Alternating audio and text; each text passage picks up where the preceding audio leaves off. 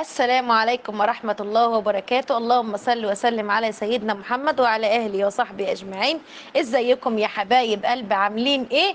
النهاردة ان شاء الله بإذن الله هنعمل طريقة عمل الفراخ الكباب الحلة الجميلة اللي تستاهل بقكم ان شاء الله بإذن الله. يلا نشوف الفيديو مع بعض.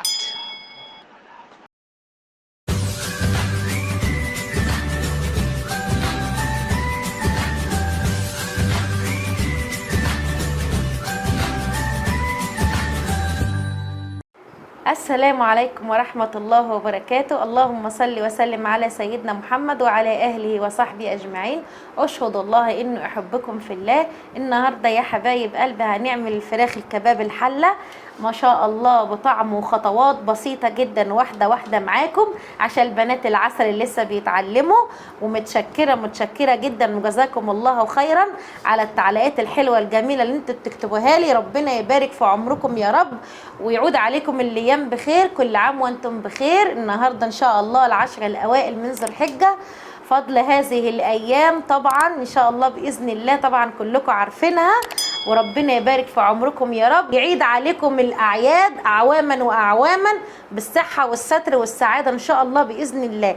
يلا نبدا مع بعض يا حبايب قلب الخطوات دي. معانا طبعا فرخه صغيره اهيت المقطعه جوانح اهوت، ومعانا هنا طماطم او 5 طماطمات بالظبط قطعتهم قطع صغيره كده، ومعانا هنا فلفل حامي، ومعانا هنا طبعا التوابل بتاعتنا.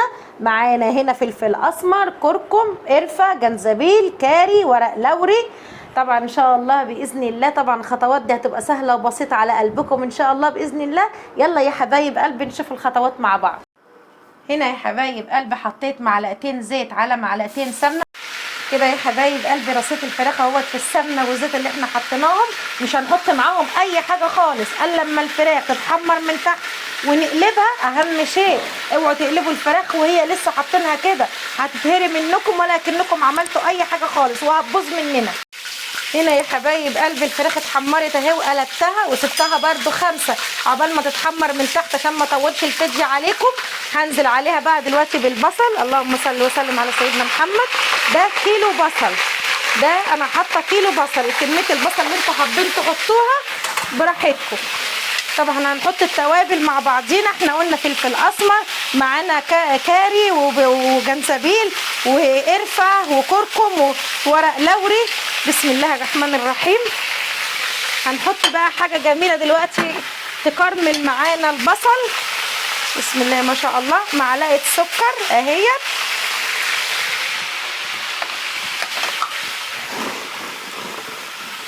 كده ان شاء الله. هنقلب الكلام الحلو الجميل ده كله مع بعضه، نقلب وما نخافش. بسم الله الرحمن الرحيم. ليه؟ عشان احنا محمرين الفراخ من فوق ومن تحت اهو. بسم الله ما شاء الله، لا حول ولا قوه الا بالله. الله الريحه جميله جميله والله تستاهل بقكم. بسم الله ما شاء الله. هنسيب بقى البصل الحلو الجميل ده بالتوابل اللي حطيناها يتشوح كله مع بعضه كده شويه، دقيقتين 2 بس، ونرجع لكم تاني يا حبايب قلبي. بصوا يا حبايب قلبي كده البصل اتكرمل وبقى حلو وجميل ازاي، واتشوح وبقى حلو وجميل ازاي. هننزل عليه بقى بالطماطم اهوت. الفلفل دوت انا حاطه حامي بس، براحتكم. عاوزين تحطوا حامي وبارد، عاوزين تحطوا بارد بس حامي بس، براحتكم. كده هنقلب الكلام الحلو الجميل ده مع بعضه. اللهم بارك يا رب. الله الله الله على الريحه. اللهم صل وسلم على سيدنا محمد. اللهم صل وسلم على سيدنا محمد. اللهم صل وسلم على سيدنا محمد.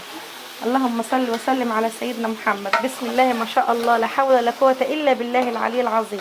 طبعا هنسيب الكلام الحلو الجميل دوت وهنغطيه ونوطي عليه عشان يستوي. مش هنحط له ميه، هيستوي طبعا. القوطه هتنزل ميتها والبصل طبعا احنا مش هنحط ميه خالص. ويلا مع بعض يا حبايب قلبي نشوف الشكل النهائي ان شاء الله. ادي يا حبايب قلب الشكل النهائي الكباب الحله الفراخ الجميل. بصوا بسم الله ما شاء الله مستويه ازاي. ده الصدر على فكره، معروف الصدر ان الصدر بيبقى ناشف. بصوا بسم الله ما شاء الله مستويه ازاي.